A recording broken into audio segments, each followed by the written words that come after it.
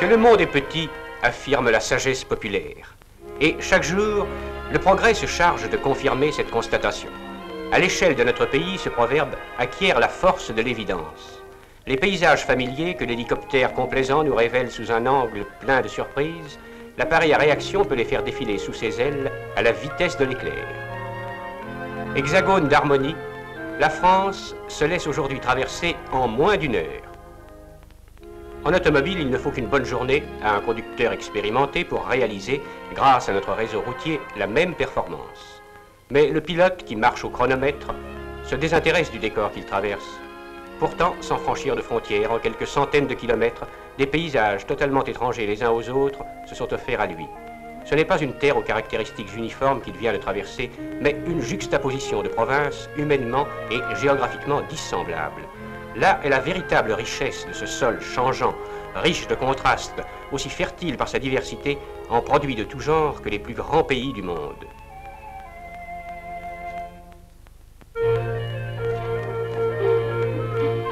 L'Auvergne, un paysage qui se voudrait sauvage, au cœur d'une terre de douceur et de nuances. Le milieu de l'été s'appuie avec insistance sur ces collines sans surprise. Au bout du chemin, la petite ville, dont les maisons se pressent les unes au-dessus des autres, comme pour mieux voir la rivière. La règle, ici, c'est le calme. Le pacte de paix et de silence est à la mesure du profil des vallées. Pourtant, une fois tous les 7 jours, les routes se peuplent. Bêtes et gens, ceux-ci poussant ceux-là, confèrent au chemin une brève raison d'être.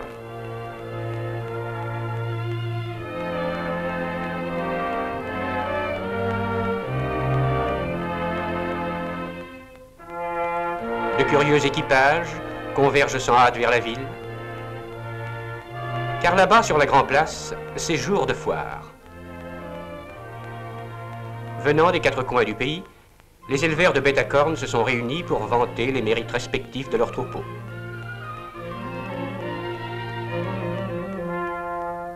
Pendant quelques heures, c'est un son nouveau qui parcourt les artères du village et secoue sa torpeur. C'est une animation truculente et savoureuse où domine le verbe coloré des maquignons.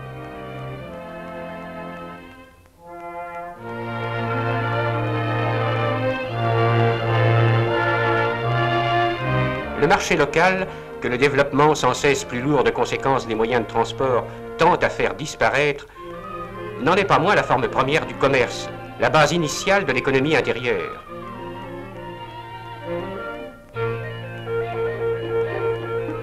Pour chaque petite ville de France, il est prétexte à rencontre et à échange, tout en contribuant à rendre plus prospère la localité où il se tient.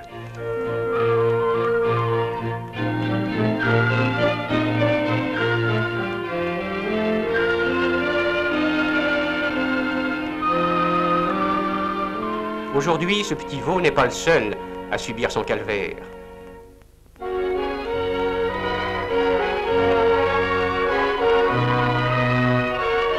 À la même heure, bien loin de là, des hommes à large béret, descendus des montagnes, sont venus proposer aux acheteurs un produit d'élevage spécifiquement montagnard, le mouton. Dangereusement concurrencé par l'élevage australien, ne disposant plus pour paître que de quelques pentes de plus en plus rares, les ovidés n'ont pas connu l'accroissement rapide du reste du cheptel. Pourtant, dans ce village béarnais, la foire aux moutons, en harmonie si parfaite avec son cadre naturel, ne survit pas par sa seule vertu de tradition. Elle correspond encore, mais pour combien de temps, à une nécessité économique.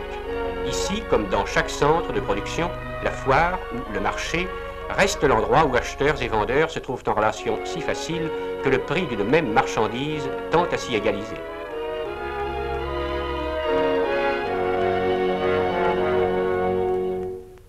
L'après-midi venu, les chiens bergers, vigilants et jaloux de leurs prérogatives, indiqueront à leurs moutons le chemin des pentes familières. Pour le touriste, le village aura perdu une partie de sa couleur locale quand les derniers troupeaux l'auront quitté pour regagner leur pâturage des premiers contreforts pyrénéens. Climat différent, nouveau visage d'un même sol. La Provence, terre dite de farniente. La vie semble ne devoir ici se manifester que sous sa forme la plus naturelle, la plus animale, les toits aplatis, balayés de vent, écrasés de soleil, semblent eux aussi s'interdire de lutter, composer avec la chaleur et s'abandonner à la douceur de vivre. Image au violent contraste lumineux que ni la nature ni les hommes ne semblent avoir composé dans un but utilitaire. Et cependant, ici comme ailleurs, la terre offre ses fruits. L'homme se penche pour les cueillir. Dans les régions méridionales, la culture du melon prend des proportions considérables. Le Vaucluse est aujourd'hui le cadre d'importants marchés au melon.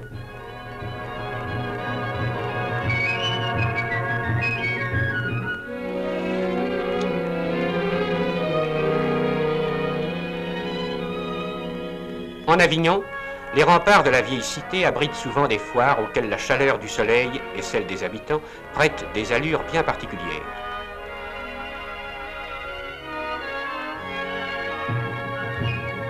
Et les rues de l'antique place forte convergent avec nonchalance vers le centre provisoire des activités locales, le marché au melon.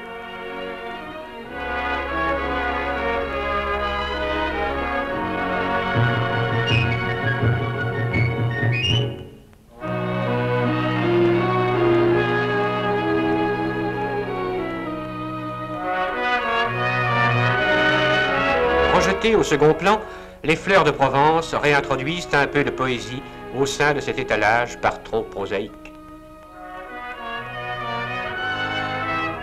Historiquement parlant, le marché n'est qu'une évolution du troc alimentaire, mais certains produits élargissent cette définition. Si la foire aux chiens n'est pas de création récente, elle a le mérite d'avoir conservé tout son pittoresque. Et personne ne songe à s'indigner, ni même à s'étonner de voir réduit à l'état de marchandise le meilleur ami de l'homme et d'entendre vanter son flair ou son intelligence.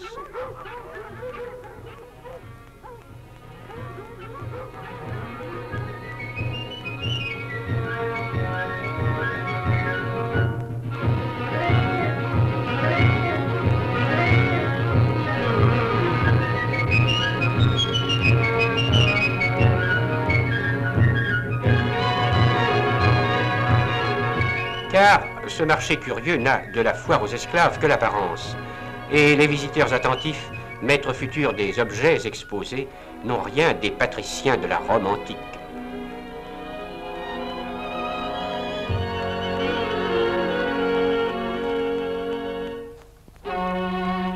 Le marché n'est pas nécessairement spécialisé dans la vente de tel ou tel produit. Il se présente souvent sous l'aspect d'une grande braderie de plein air où des commerçants sédentaires deviennent pour un jour des forains. Dans cette ville de Bretagne, où le progrès n'a pas tout à fait réussi à mettre la tradition hors la loi, la coiffe blanche des paysannes côtoie la combinaison moins folklorique du camelot provincial. Car le marché moderne a gardé à travers les siècles un peu de l'atmosphère des grandes foires du Moyen-Âge, d'un temps où jongleurs et marchands, pèlerins et seigneurs faisaient de Lyon, de Nîmes ou de Beaucaire les véritables festivals d'une époque où seul le commerce permettait des rapprochements périodiques.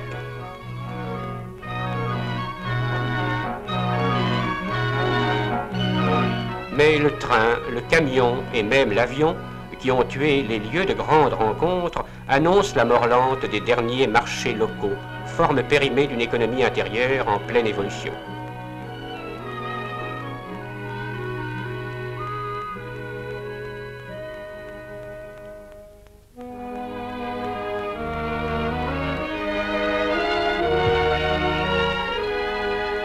Non loin de là, pourtant, le petit port breton, si typique, si conforme à ses cartes postales, est lui aussi un marché.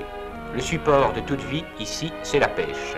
La mer emporte et restitue régulièrement les mêmes embarcations, les mêmes hommes à la poêlée qui reviendront avec la cargaison, meilleure ou pire, des mêmes poissons.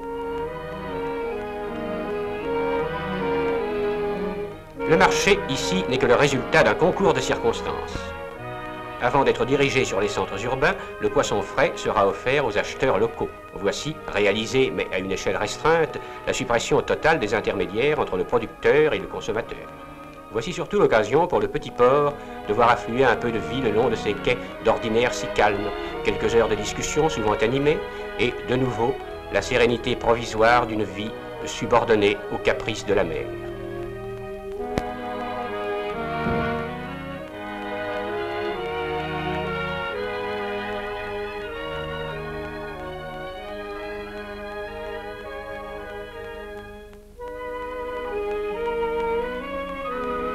Le dernier marché ferme ses portes. Les jetés retournent au silence, les mouettes se disputent les déchets de la pêche. Le port va s'endormir. Symbolique facile de la fin toute proche d'une des plus anciennes manifestations de l'activité des hommes.